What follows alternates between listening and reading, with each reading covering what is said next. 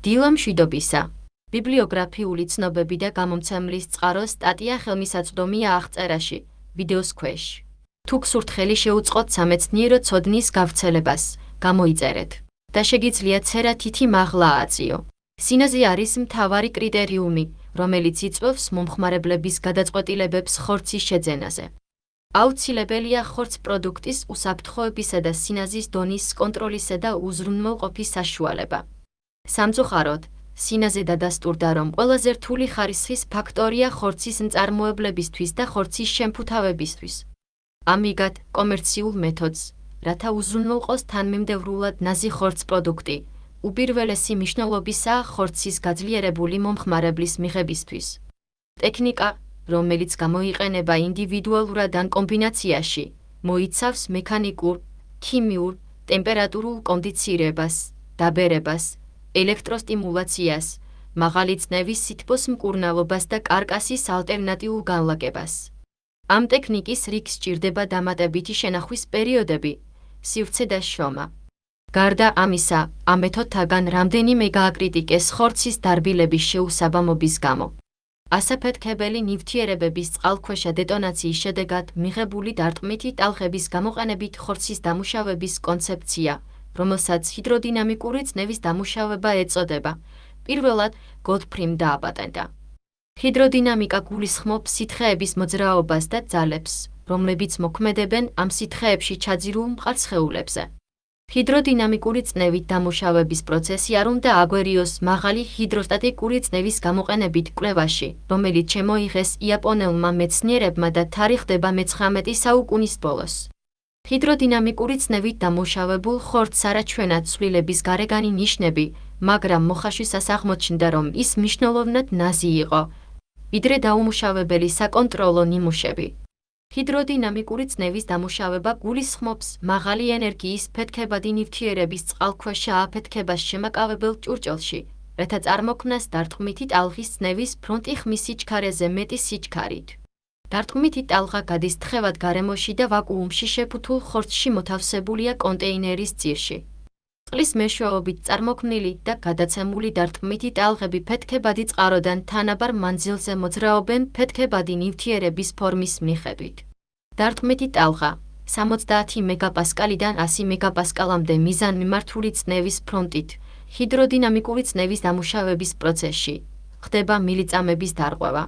წყლის ან წყალხსნარის ჰუგონიოტური ადიაბატური შეკუმშვა იწვევს ტემპერატურის ზრდას მხოლოდ 2-დან 3 სიმდე 100 მეგაპასკალზე, რაც დამოკიდებულია საწყისი ტემპერატურაზე და წნევის მატებაზე.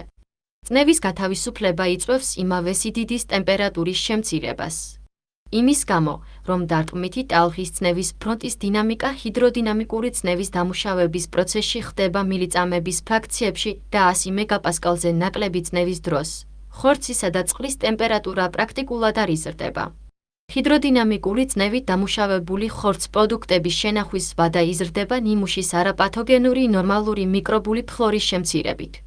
ჰიდროდინამიკური წნევით დამუშავებული ხორცის მიკრობული პოპულაციები მნიშვნელოვნად არ იზრდება დაახლოებით 14-დან 15 დღის განმავლობაში შენახვისას 5 სიზე, მაშინ როდესაც იზრდება დაუმუშავებელი ხორც პროდუქტების მიკრობული პოპულაცია.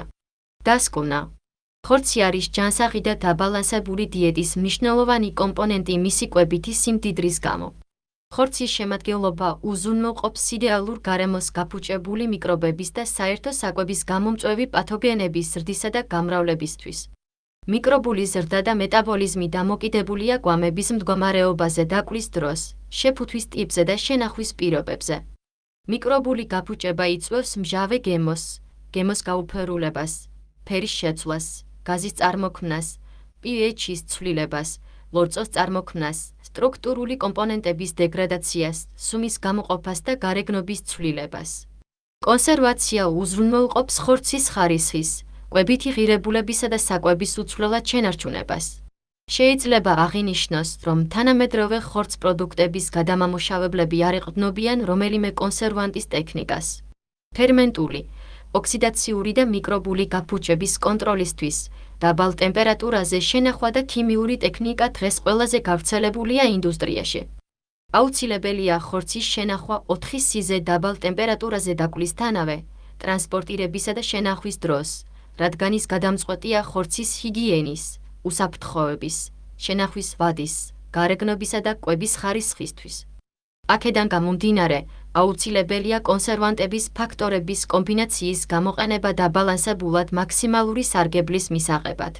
ქიმიური დანამატების კომბინაცია, როგორიცაა მესამეული ბუტილჰიდროქსილქინინი და ასკორბინის მჟავა, ყველაზე ეფექტურია ხორცისა და ხორცის პროდუქტების გაფუჭების კონტროლისთვის.